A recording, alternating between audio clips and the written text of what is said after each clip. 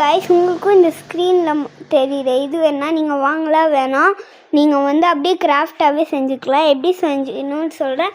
First ஒரு பஞ்சு மாதிரியான ஒரு ஷீட் எடுத்துக்கோங்க. அதுக்கப்புறம் இந்த ஸ்பாஞ்சு மாதிரி இருக்குல்ல, இந்த மாதிரி ஷீட் எடுத்துக்கோங்க. பிங்க் கலர் ஷீட்டு, உங்களுக்கு என்ன கலர் வேணாலும் எடுத்துக்கலாம். நடுவில் மட்டும் நீங்கள் எல்லோ கலர் தான் எடுக்கணும், அப்போ தான் இதே மாதிரியே வரும்.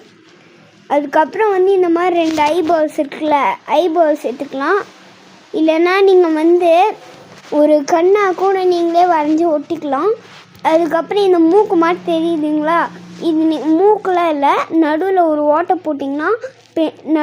ஓட்டை போட்டிங்கன்னா பென்சிலை உள்ளே சொருகிடலாம்.